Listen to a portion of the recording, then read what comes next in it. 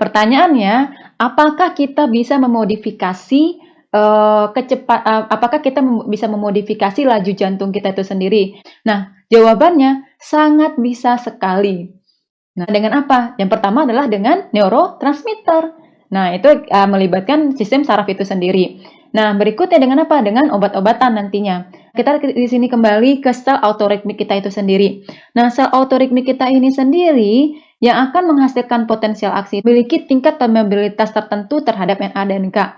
Nah, sekarang kalau misalnya kita tingkatkan atau kita kurangkan permeabilitas channel IF ini sendiri, apa yang akan terjadi kepada ritme pengaturan jantung kita itu sendiri.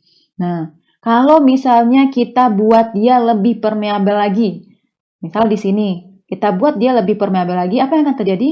Benar sekali, kita juga akan mencapai threshold-nya itu lebih cepat. Nah, di sini berarti yang kita singkatkan adalah pacemaker periodnya itu sendiri.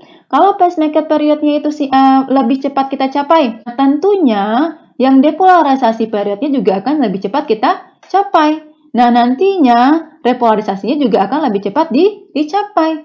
Nah, kalau misalnya ini masih dipertahankan kecepatannya itu sendiri, nah, yang pacemaker periodnya juga masih dipercepat juga. Nah, ini juga akan dipercepat juga. Nah, jadi di sini apa sebenarnya yang kita lebih singkatkan? Yaitu adalah pacemaker periodnya itu sendiri. Oleh karena itu, banyaknya kontraksi per menit itu juga lebih banyak tentunya. Apakah jantung kita itu akan baik-baik saja kalau detak jantungnya itu lebih banyak sekali seperti itu? Nah, tentu saja tidak juga. Kalau misalnya bayangkan jantung itu memang berdenyut atau berkontraksi dengan lebih cepat dari yang semestinya seperti itu.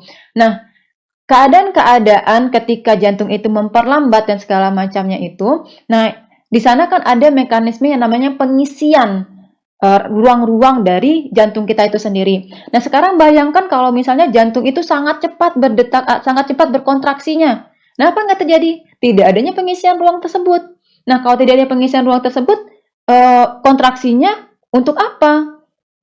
Nah, pemompaan itu sendiri untuk apa? Tidak ada. Nah, makanya tidak akan terjadi apa-apa. Jadi itu kayak tidak efektif karena tidak ada yang dipompakan seperti itu. Sama halnya dengan dengan memperbanyak denyut jantung itu sendiri, kita bisa mengurangi denyut jantung per menit itu sendiri atau memperlambatnya dengan bagaimana? Dengan mengurangi permeabilitas dari IF channel itu sendiri. Nah, dari IF channel ini sendiri yang kita kurangi permeabilitasnya sehingga nantinya pacemaker periodnya itu, pacemaker periodnya itu juga akan lebih lama tercapai. Nah, begitu dia. Nah, begitu ya. Nah, selain menggunakan neurotransmitter seperti epinefrin ataupun norepinefrin yang akan diproduksi ketika kita dalam bahaya atau itu tuh adalah kita dalam bahaya atau dan lain-lainnya. Nah, kita juga bisa menstimulasi permeabilitas dari channel IF ini dengan obat-obatan. Nah, yang akan nantinya meningkatkan permeabilitas dari IF ini sendiri. Nah, itu bagaimana cara kita memodifikasi ataupun terjadinya laju jantung yang lebih cepat ataupun yang lebih lambat daripada yang normal.